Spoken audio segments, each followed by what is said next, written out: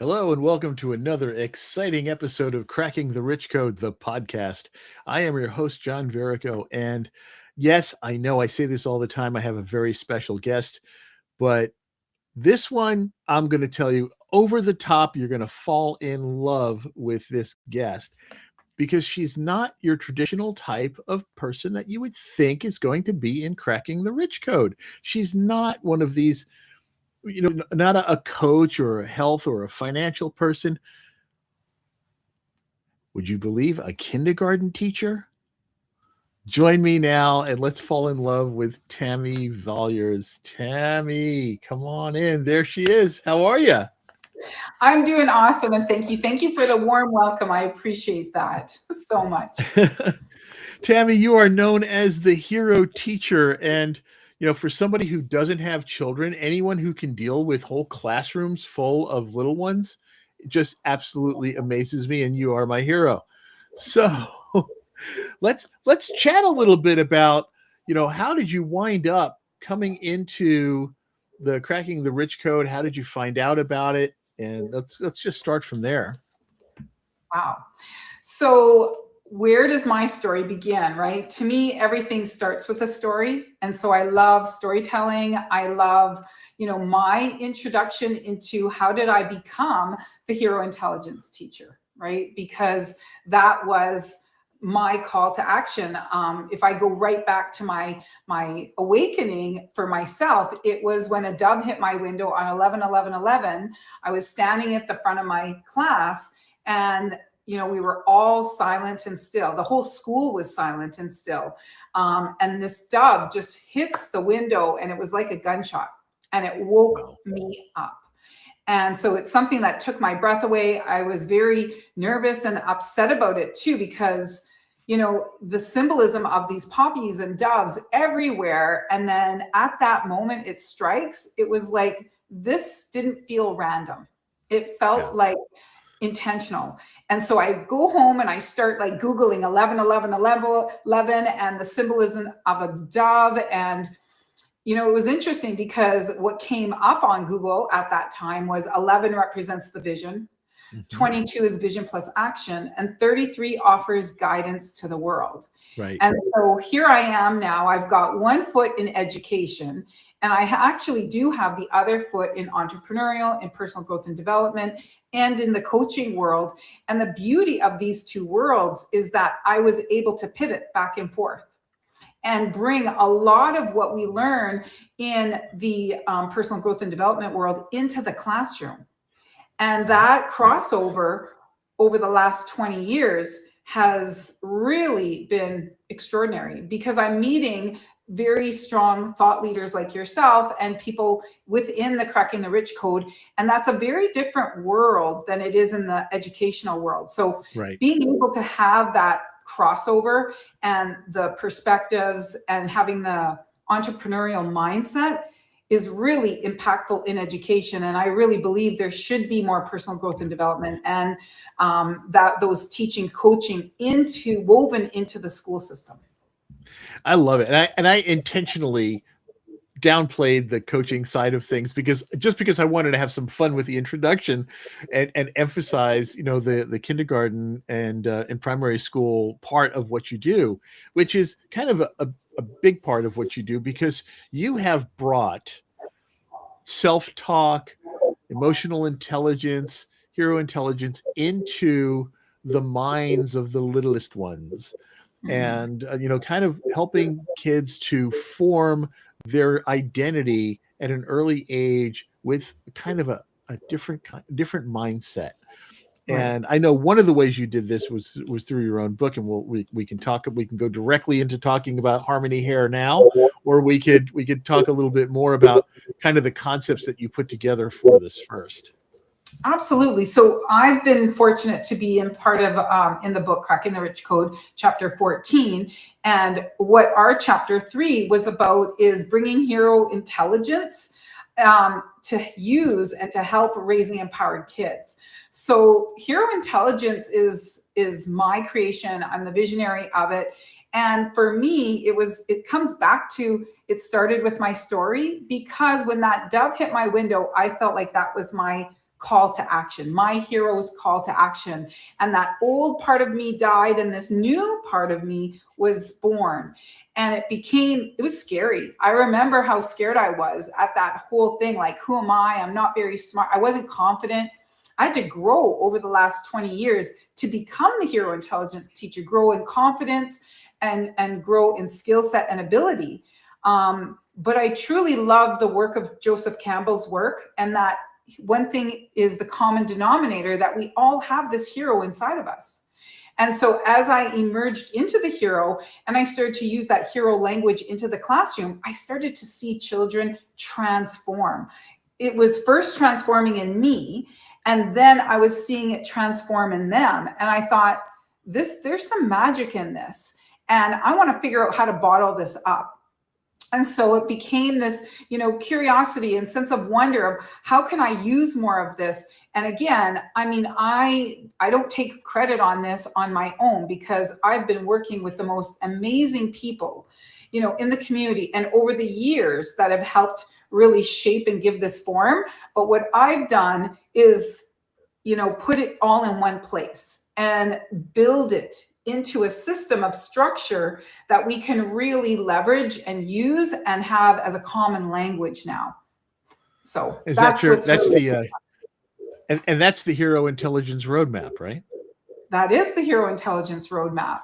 And so for people who are watching the YouTube version, I'm going to try to put the visual on the screen as we talk through it. And those of you who are on audio, we will tell you the cues, the word cues that we're discussing. Well, and the thing is, this work. Yeah. And so a lot of my degree and background, John, is psychology, positive psychology. And so a lot of people just don't normally understand psychology. They haven't gone to get a degree in it. This language isn't common for them. So my big thing and one of my superpowers is, how do you take really advanced concepts like positive psychology and how do you break it down into the smallest common denominator so that everybody can understand this? And the biggest thing is, I was doing all this personal growth and development as an adult, having to undo my beliefs, my patterns, my habits, my mindset at the older age. And I was like, but imagine if I would have had these tools, these resources, this language at the beginning, right? And so being positioned in kindergarten, I was like, wow, just imagine if every kindergarten student around the world had a book or a tool or resources or this inside information, and it was deliberate. It wasn't by default. And that's it. We go a lot of times, if we don't have tools and resources, we just go into the natural default. So I was like, wow, what would be the world? So that became the dream in my heart, is to create a resource like this, starting with very young children and then practicing in the classroom day in and day out of how to make it so easy and fun and engaging that they embody it, they learn it. And so that's basically what I've been able to do. And that's pretty amazing. And you through that, you created the character of Harmony Hare and have this amazing book out called Harmony Hare and Her Three Voices. Mm-hmm. Yeah, it's so fun. So that was it. Here's what I was saying too, is I had a degree in this. I live, breathe, sleep, eat this stuff. And I couldn't find a resource that I could use in the classroom, because these resources for self-talk and mental health was usually in the corrective measures, more at the older level, onset of struggle. And I was like, but why do we have to wait until children are struggling with their mental health and self-talk? Why aren't we teaching them these and giving them resources and tools, especially if self-talk is the foundation where everything else is built, like our beliefs, our habits, our identity is all built from self-talk. And we've normalized emotions. We all have emotions, anger, sadness, fear, anxiety, all these emotions. And there's many books out there, but before even our emotions is the self-talk, because how we're talking to ourselves then invokes an emotion and then the action. So it's our thoughts, which is even more than just self-talk, thoughts is still abstract for a child, But if we put it into self-talk and then build it into an identity, it gives children more concrete ways to learn. So I was trying to find these books and I couldn't find one. So I was like, well, I'm just going to create it myself. And because I was in the arena and in the classroom every single day, co-creating with these amazing children and testing it out, and then testing it out with other early childhood educators and teachers, it took shape and form. And so from there, we were able to create the book Harmony Hare and Her Three Voices, giving her little voices a color, right? So we can identify with the victim voice when we're in our sad little victim self and we feel, scared or nervous. What does that sound like, right? And so we think of, sad and scared is like blue, right? And then when we're fiery, mad, and angry, we gave it red.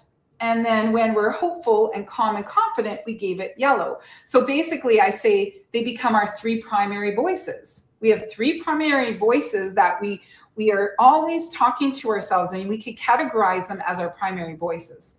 And then I say we also have three secondary voices, which is the voices that parents, teachers, and influencers, the way they speak to us then becomes how we speak to ourselves. So it's about being mindful and being aware, like, how am I speaking to myself right now? And how am I speaking to the children, right, in our lives? So we want to be able to use and have a reference point and a book and resource. And if you notice, I've made them butterflies, because what do we know about butterflies?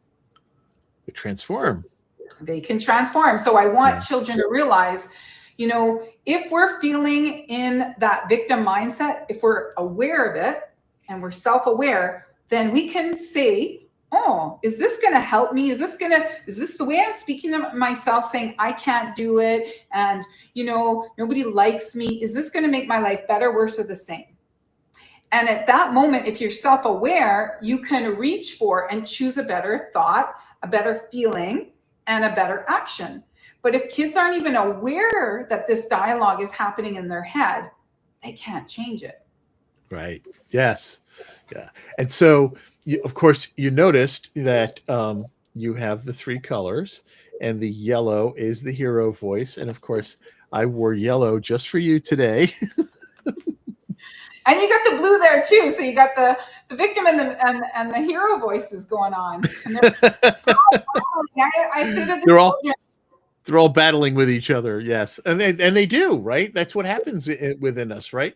Because in any situation, the different voices within us, the victim voice, the villain voice, and the hero voice, are kind of battling for dominance. Mm-hmm. And the thing is which one are you allowing to take leadership of your life?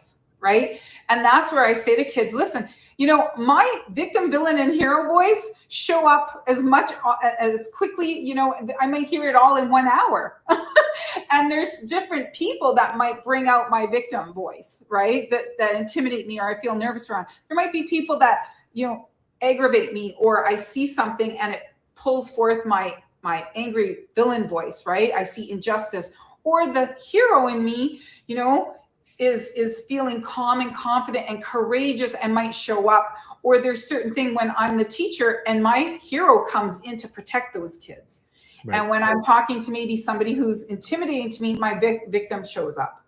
And then I see something on the streets or on the news that might channel and bring forth my villain. So it's about normalizing it and saying, I'm not all good and somebody else is all bad, that this is normal. And if we can at least come to the table, how many times is the parent have the villain voice and we're screaming and yelling because we're out of control? Or, we see this dialogue of victim villain of our parents, right? A mom and a dad fighting, and one is passive and the one's aggressive. But imagine if we learned to have our chill chair, right? Go sit down, grab a cup of coffee, and let's pause, let's ponder, and let's plan how we're going to approach the situation. We don't want to come into conversation when we're really heated up. And so it's not just children who need these resources and these tools, but this book becomes a bridge. It becomes a conversation for adults and teachers and educators to learn this language. and then become a bridge to talk to young children about it and identify it. And that is Harmony Hare and Her Three Voices, which is available on Amazon. So great stuff. This is, you so passionate about this, and I can't help but feeling like a little kid in your classroom every time we chat. It's it's so amazing, but it's so enlightening too at the same time. And a lot of this, it makes sense when we hear it, especially those of us who are in the coaching space and try to help people to find their inner voice and to correct their self-talk and to kind of get their mindset. But you're right, it's always in the repairing mode, later in life. And it's just, wow, it's when it smack yourself in the middle of the forehead like a V8.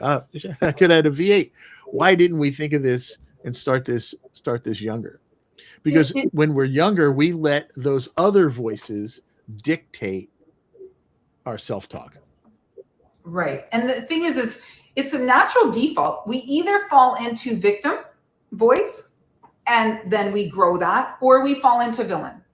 And as we grow it and we grow into those identities, like, oh, you're such a crybaby, or you're always you're so sensitive, or you're always so angry, or you never listen. And we start those 3 secondary voices, which I've also created mentors in the book that represent the 3 secondary voices, which is orange with mentor mouse, green teacher turtle, and purple guide goose. So these are our secondary voices, and we want to make sure that those voices are, helping children be able to redirect and pause and ponder and pick, a better identity voice that's leading. I always say, who do you want driving your vehicle? Do you want the victim or villain in the driver's seat?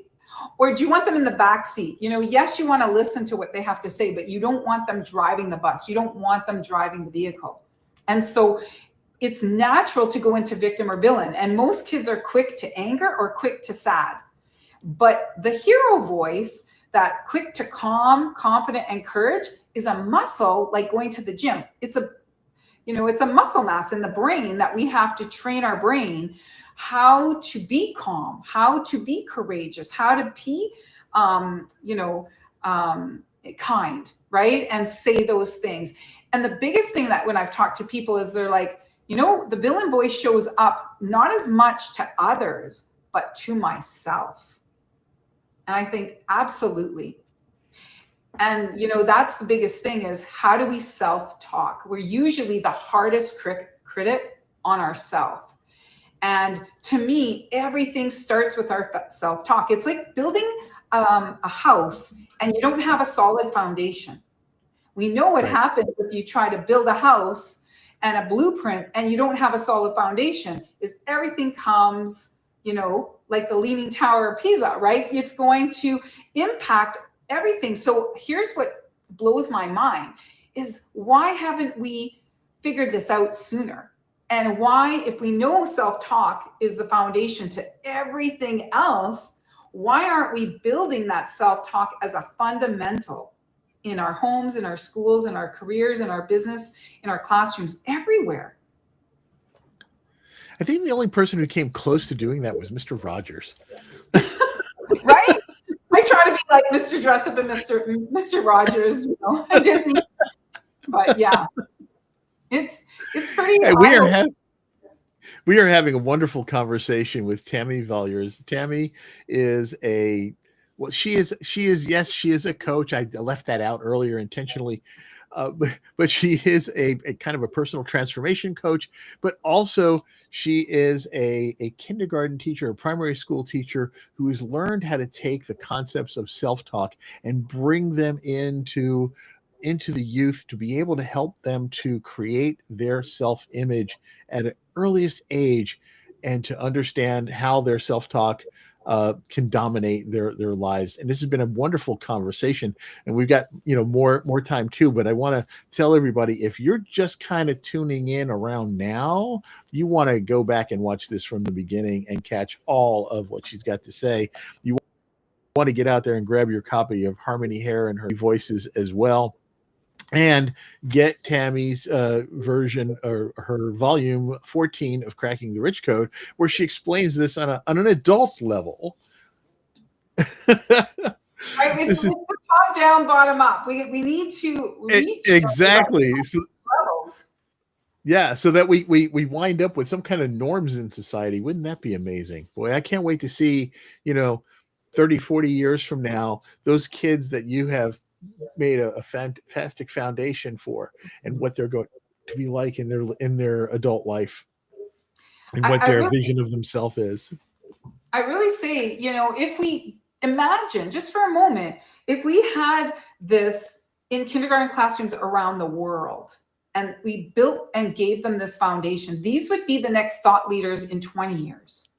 Yeah. And how powerful would that be if we gave children the tools, the language, and the resources to be able to be agents of their own life and to be creating their identity? Imagine 8 billion heroes on the planet. And we're all, communication, contribution, collaboration. We're working together. If we had an environmental issue, that's like I always say, how do you move a mountain? 8 billion people. If we all picked up one stone, that's how we do it. And the future is so uncertain. Children are going to need agency of their life, and they're going to need to learn how to work collectively and consciously. And that's why we use the V method. It represents peace education. And I'm not just a kindergarten teacher, I'm a classroom transformational teacher. So what I've been able to get in the classroom is literally utopian worlds. Like I say, I'm the child whisperer, because I don't have behaviors in my classroom, because every little child is not stuck in their victim or villain, and they're not, triggering one another into that frequency. They're in their hero. And when all heroes help and they work together, hands are for helping, not for hurting. And they have that language, and they know how to self-regulate, and they know how to redirect one another. You create this head, heart, hands harmony. And that's really the world that I get to live in, is giving children agency of their life and empowering them so that they can become the best that they can be. It is absolutely amazing and powerful. And I'm so glad that you're doing this. I wish you were doing this here, but we'll have to leave you in Canada for a little while longer. But we need online learning, right? We can train. Let's do it. Let's do this everywhere. Hey, I'm going to put your hero intelligence roadmap back up on the screen, so we could quickly, in the next few minutes, kind of go through what you're talking about with these various levels. And let me bring this back up. Come on. We get to play with each other, right, John? This is playtime, right? I know. Fun, flow, frequency when we go into fun. All right, here we go. Take us through this. So this is the Hero Intelligence Roadmap for people who are either not watching the screen at the moment, or maybe the chart is a little small on your screen. But go ahead and kind of walk us through this, Tammy. So the whole piece is that everybody has a hero inside of us. And just like animal school, we all have a superpower. So John, I think I've asked you this before. What's your superpower? My mouth. Yeah, conversation, talking, podcast. It is my compassion and desire to interact with others. Yeah. And so in a positive way. Absolutely. So that's what I love. And you're very inspirational. Like when people get off a call with you or a podcast, we feel inspired, we feel seen, and we feel valued. So your words have really a lot of power. And so I say we could name every animal's superpower, but we don't know our own. And isn't that a shame that that's not at the forefront of education? Imagine if bird didn't know its superpower was flying, and it went into a career unrelated to flying, right? Or a fish or a squirrel. And the whole thing is that children, you see their light, their joy, leave as they get older and older. So my whole thing is that we all have a hero inside of us, and our job is to discover our gifts and our natural abilities. And if we're stuck in positions and in places that we're not good at, what is our self-talk? If the bird is stuck in the water, his self-talk is going to be what? I'm no good at anything. I can't swim. And he's not going to realize that, oh, I'm in the wrong fit. But when you put that bird up in the sky, all of a sudden, they're what? They're a champion. They're amazing. They Yeah, feel good, exactly. right? So it's Right, where we're alignment. allowed to use our superpower. Mhm. Exactly, where we thrive. So this is the big thing, is we want to make sure that children are in alignment with what their purpose and passion and what their strengths and gifts are. So then that definitely starts the self-talk. So if I start to label children too early, like I was labeled learning disabled. Well, now what is my self-talk built around? My identity is I am learning disabled. Learning I am disabled. dyslexic. And I didn't discover my superpowers until I was in college. And then all of a sudden, psychology, I'm getting 98%. And all of a sudden, they're like, you're a genius. Like, literally, you're so smart. And I had to undo all those years of self-talk and labels because I didn't study self-talk and psychology in school. So that was not an opportunity for me to discover my strengths. I wasn't great in, let's say, math, because I wasn't, a very strong math student, logical, but intuitively and helping friends and kindness, I was like over the top skills, but that wasn't measured in school. But you also probably, because you thought you weren't good at math, you weren't good at math. Exactly. But had you thought you were good at math, you could have improved your math. If I had a different mindset, like I say to my kids, this might be hard for me. So I teach about Maggie Monkey. She loves to move her body. She teaches us about movement and exercise, and that's easy for her. But sitting and doing meditation is something hard, but she embraces challenges. She likes to challenge herself, so she gets better and better, where Turtle is really good at sitting still. But if he had to do, let's say, Maggie Monkey's exercises, that's harder. So we all have areas of strength and weaknesses, strengths and needs, right? But the problem is we magnify our needs and we minimize our strengths. And that then becomes our self-talk.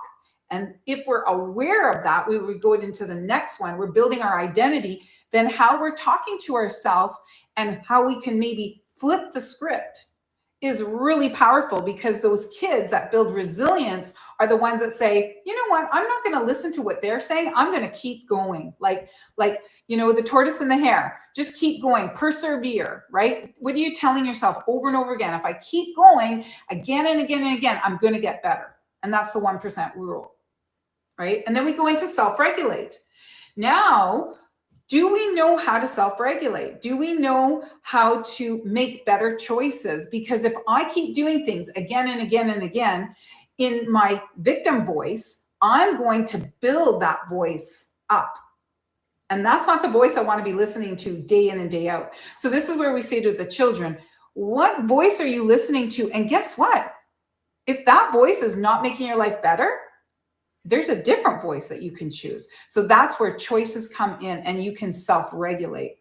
Then we go into our habits. The more we do things, right, it's like a pathway. We're going to ingrain ourselves into that. So we want to be helping children realize that you want to choose the voice, the habit, the choices that are going to make your life better, not worse, right? And how do you do that? So again, they need tools, resources, awareness. Now we're building into purpose. So now when you feel like, okay, I have a purpose, and we all have a purpose, we all have a superpower. And I say to my students, my job is to help you discover your superpower. What is it that you do better than anybody else in the classroom? And we're going to grow that ability. We're going to grow that awareness, and we're going to grow that identity in you. And now, instead of focusing on their weaknesses, we are focusing on their strengths. So every little child in my classroom feels super and amazing. And if they haven't discovered it yet, we're always looking for it. So that's the power of yet. And then we move into self-actualization, living and moving towards our best life.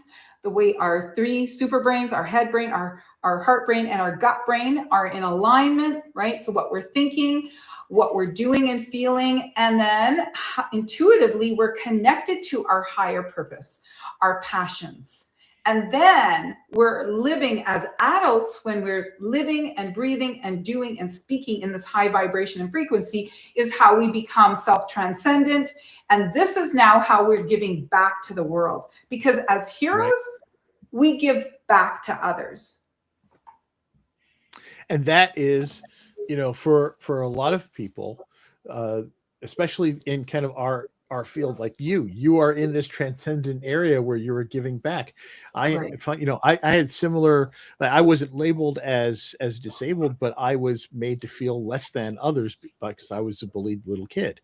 Right. And it wasn't until I was in college that I started to come to some realization of who I was and what I could offer. And now I'm at the point of life where I'm giving back. I'm giving back as a coach, as a mentor, as a speaker, as a trainer, and trying to help people. This is my way. And so they think this is where we're all trying to get to. Right. It's And wonderful. like at the bottom, it says the stories we tell ourselves shape the heroes we become. Right. So again, if I tell myself, well, who am I? And I'm not very smart. Am I able to contribute to society, or do I need to be taken care of? Right. So at this point, victim and villains are usually, needing care, but the heroes step into the world and they make amazing contributors. So imagine if we learned this like Olympic champions at the youngest of ages. Who could we become? What is the opportunity and potential at 8 and 9 and 16? Instead of having to do what we've done, and we had to learn all this stuff so late in life. This is where I really feel excited about what the possibility and the opportunity is. Tammy, you are making huge waves in the world, and you're making a massive difference, and that's why we love you. You're doing such great stuff. Is the graphic, the Hero Intelligence Roadmap, is that on your website somewhere? The one I just shared? Yes. No, but I'm hoping it will be somewhere eventually. We're just revamping our whole website right now. It's really exciting. So we'll see where it might be available and accessible, but that becomes my basic roadmap to explaining the work that we do and why this is the foundation book. Because if we teach children as young as 4 and 5 about their self-talk, then everything else becomes easier. And now we have a rock solid foundation to build everything else up. And that is Harmony Hare and Her 3 Voices, which is your wonderful book. And people should check out your website. I know it's going through revamping right now, but still, raisingempoweredkids.com is a great place to go. There's still lots of information there, and it's a great place to understand these concepts that Tammy is talking about. And this particular graphic, whether or not it's on there now, it will be at some point. You can also just reach out to Tammy on LinkedIn. She's easy to find. And she can, once you connect with her, she's so wonderful about sharing her resources. It's been truly wonderful. And the final thing I want to say is the fact that the reason why we're here is because of Cracking the Rich Code and your chapter 3 in volume 14 of Cracking the Rich Code. So people should check that out and connect with you there, because your contact information is in there as well. So Tammy, we are already over our time. You see how quickly this whole thing goes. It's been a wonderful discussion. Thank you for taking the time to join us here. And anything you want to add real quick before we have to wrap this up? Well, before we got on the call, I picked a card, and I love this card because it said, choose life's colors, which has so been fun. You can either paint a dark picture of life or choose a brighter, happier palette. The brilliant hues of joy, gratitude, and love will turn your life into a glowing work of art. So isn't that a great message to be on? That is beautiful. Tammy, thank you again so much. Have a wonderful rest of the day, and keep on trucking out there. You're doing some really wonderful things. Amazing. And I just want to say peace education, everybody. Let peace start with you. I love it. I love it. And folks, I hope you enjoyed listening to this episode and getting to know more about Tammy. Reach out to her, go to her website, all that great stuff. It'll be in the show notes. And stay tuned for the next episode of Cracking the Rich Code podcast. It's been a wonderful experience. Take care and have a great day.